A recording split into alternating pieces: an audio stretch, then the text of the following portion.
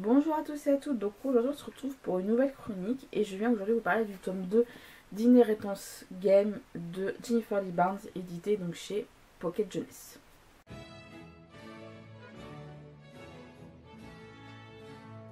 Dans le premier tome, donc Avery Grams qui vivait une vie avec sa belle-sœur, pas belle-sœur, demi-sœur pardon, elle était fauchée et tout, se retrouve à recevoir un héritage de plusieurs dizaines de milliards de dollars d'un certain Tobias Hawthorne qui est décédé peu de temps avant, au détriment évidemment de sa famille, à savoir ses filles et notamment ses petits-fils. La vie n'est pas tout beau parce qu'évidemment le fait qu'Every reçoit cet héritage au détriment de la famille Hawthorne ne plaît pas à tout le monde.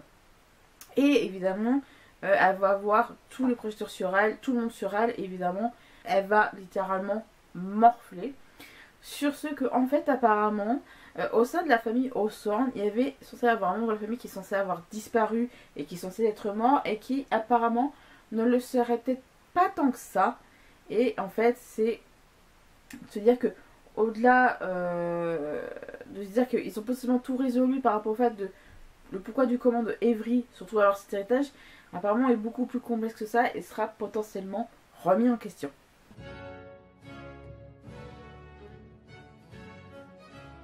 Alors le tome 2 en français est juste titré Inheritance Games 2, mais en anglais il a un tout autre titre, c'est seulement titré 1, 2, 3 en français, mais en anglais c'est The Hawthorne Legacy.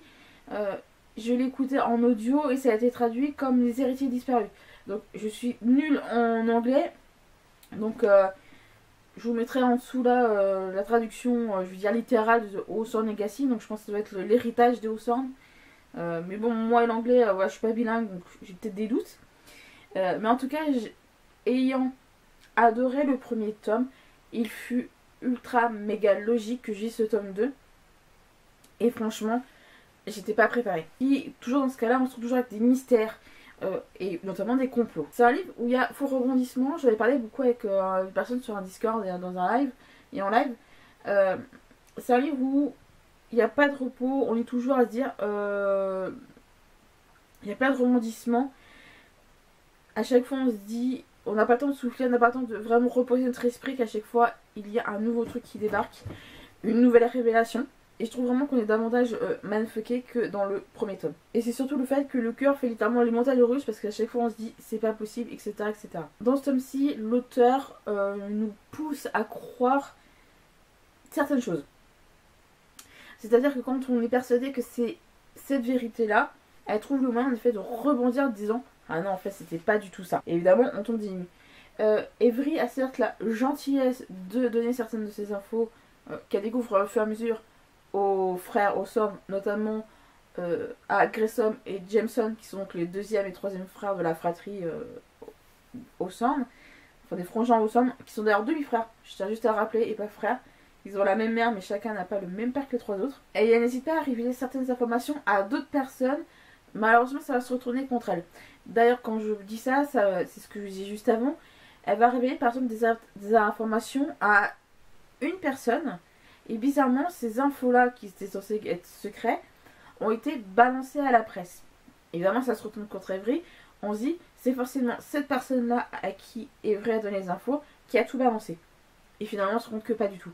Quand je vous dis vraiment que Jennifer Lee Barnes nous pousse à croire certaines choses et finalement c'est pas du tout ça, on a vraiment ces exemples-là typiques. Et jusqu'au bout, elle nous a poussé à croire que ça va être comme ça, c'est acté et en fait ça l'est pas du tout. La relation Avery Grissom Jameson devient de plus en plus ambiguë, surtout notamment entre Avery et Jameson. Pour le coup, Grissom lui se retrouve au plein milieu de tout ça. Nash et Xander sont là, et surtout Xander qui des fois vient pas mal aider, parce que c'est surtout grâce à Xander que cette énigme là qui va surtout être balancée dans ce roman-ci va surtout être mise sur la table.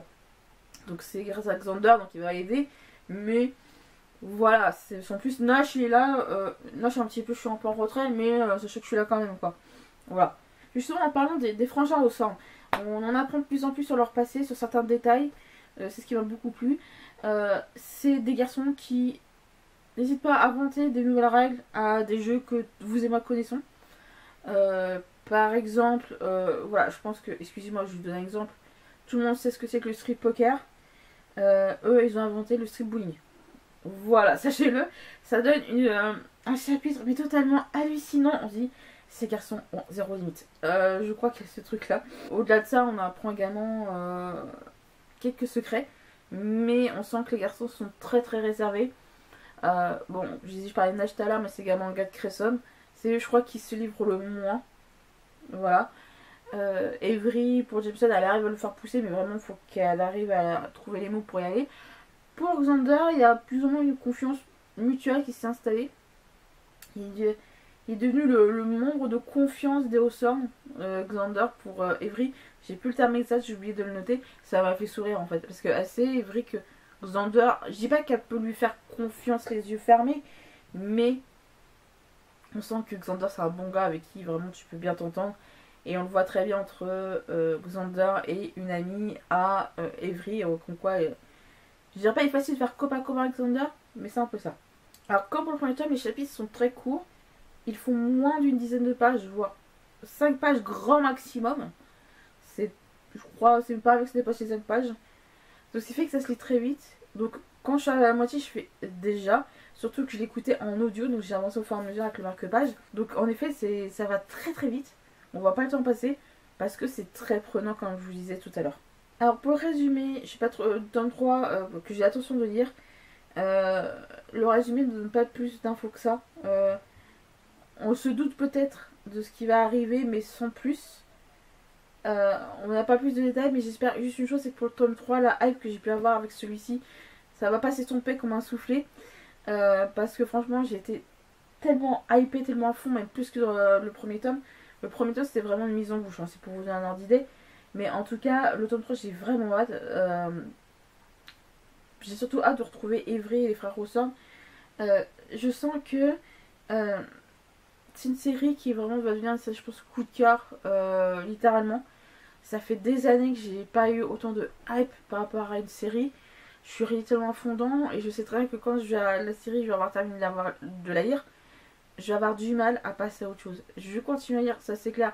Mais retrouver une telle hype dans un livre ou une série, je sens que ça va être ultra giga compliqué. Parce que franchement, on s'attache à des personnages, on s'attache à l'univers qui vraiment, moi, m'a giga plu. En tout cas, me plaît giga beaucoup. Voilà, je pense que j'exagère, mais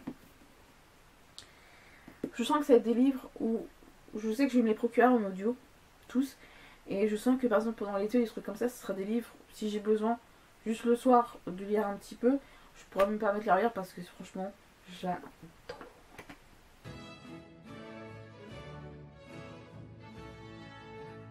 Ma chronique sur le tome 2 d'Inheritance Game est terminée. J'espère qu'elle vous a plu.